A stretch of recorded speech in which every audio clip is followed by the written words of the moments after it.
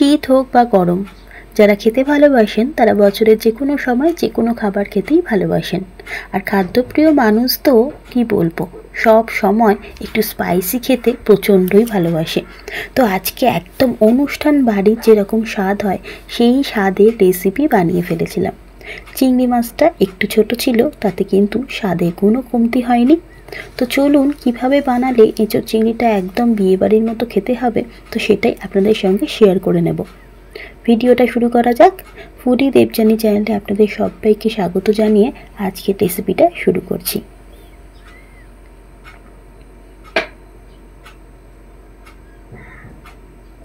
প্রথমেই প্রেসার কুকারের মধ্যে পরিমাণ মতো জল দিয়ে দিলাম। এই জলের মধ্যে দিয়ে দেবো সামান্য একটু হলুদ গুঁড়ো আর একটু কাশ্মীরি লাল লঙ্কার গুঁড়ো। এতে কালারটা কিন্তু খুব সুন্দর হয়। এঁচোড় চিংড়ির জন্য ছোট ছোট করে ডুমো ডুমো আলু আমরা কেটে রেখেছিলাম, সেটাকে অল্প পরিমাণে একটু ভাপিয়ে নেব। আলু ভাপানোর পরে আলুটাকে জল থেকে তুলে নিয়ে এর মধ্যে আমরা দিয়ে দেব এঁচোড়। ছোট একটা কচি এঁচোড় আমরা বাজার থেকে নিয়েছিলাম, যদিও যতটা পরিমাণ চিংড়ি মাছ সেই পরিমাণ মতো এঁচোড় কিন্তু দিতে হবে। দুটোর ব্যালেন্স না রাখলে এঁচোড় চিংড়ি খেতে অতটা ভালো লাগবে না। তাই অল্প পরিমাণ চিংড়ি মাছের জন্য আমরা অল্পই অর্ধেক পরিমাণ এঁচোড় একটা কেটে নিয়েছিলাম ডুমো ডুমো করে। দুটোকেই মোটামুটি 40% মতো ভাপিয়ে নিয়েছি, পুরো সেদ্ধ কিন্তু কখনোই করা যাবে না। এখানে কড়াইতে সাদা তেল গরম করে নেওয়া হয়েছে। এরপরে সেদ্ধ করা আলু অর্ধ সিদ্ধ করা আলু আর এঁচোড়টাকে আমরা একটু ভেজে নেব। মোটামুটি লাল লাল করে আলুগুলোকে ভেজে নিতে হবে। আর আলুগুলো একটু ছোটো ছোটো সাইজেই কেটেছিলাম, মোটামুটি এঁচোড়ের সঙ্গে সামঞ্জস্য রেখে। খুব বড় সাইজের আলু কিন্তু এই রান্নাতে ভালো লাগবে না। আলুগুলো দেখতেই পাচ্ছেন বেশ ভালো করে লাল লাল ভাজা হয়ে গেছে, যদিও এখনও কিন্তু 100% সেদ্ধ হয়নি। এটা মোটামুটি ভাজতে গিয়ে 80% মতো আমরা সেদ্ধ হয়ে যাবে, এরমই ভাজবো। তারপরে এঁচোড়টাকেও আমরা লাল লাল করে ভেজে নেব। ওটারও একই ব্যাপার, পুরো কিন্তু সেদ্ধ করা যাবে না। এঁচোড় আর আলু ভালো করে ভাজা হয়ে গেলে এরপরে আমরা বাকি রান্নাটা শুরু করে নেব।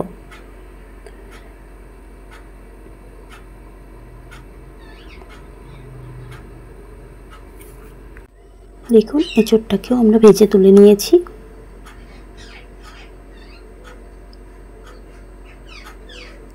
এরপরে কড়াইতে যেটুকু পরিমাণ তেল ছিল তাতে একটা তেজপাতা অর্ধেক আর গোটা গরম মশলা দারচিনি লবঙ্গ ছোটো এলাচ দিয়ে দিলাম। ফোড়নে সুন্দর একটু গন্ধ বেরোতে শুরু করলেই কুচনো পেঁয়াজ এর মধ্যে দিয়ে দিতে হবে। এখানে দুটো মিডিয়াম সাইজের পেঁয়াজ আমি কুচিয়ে নিয়েছি। পেঁয়াজটাকে একটু লাল লাল করে প্রথমে ভেজে নিতে হবে।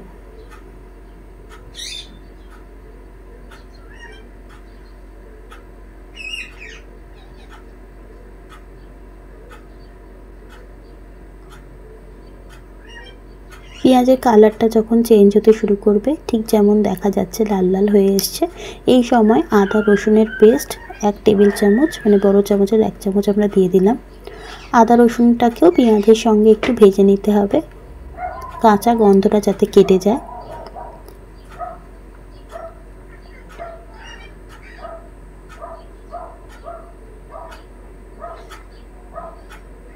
মোটামুটি 1-1.5 মিনিট ভাজার পরে আমরা দিয়ে দিলাম কাঁচা লঙ্কা কুচি।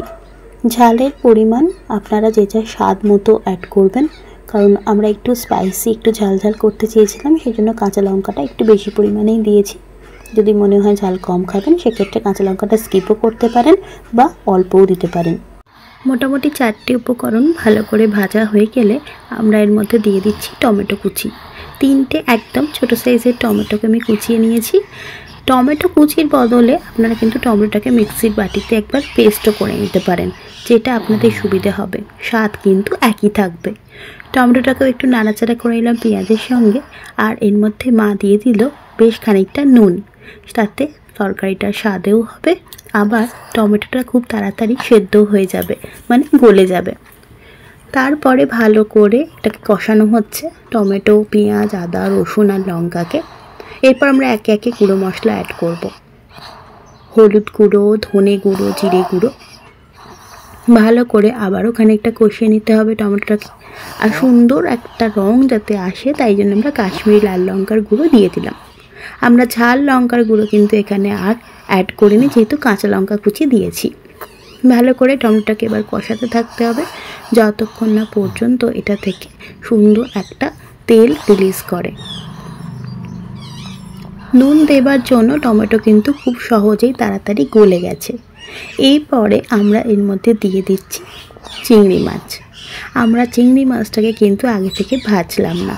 চিংড়ি মাছটাকে এইভাবে মশলার ওপরে দিয়ে দিলে তেল যে বেরোবে টমেটো থেকে তাতেই চিংড়ি মাছটা ভাজাও হয়ে যাবে, আর চিংড়ি মাছটা ভাজতে ভাজতেই সুন্দরভাবে যে জলটা বেরোতে শুরু করবে তাতে কিন্তু চিংড়ি মাছটা সেদ্ধও হয়ে যাবে।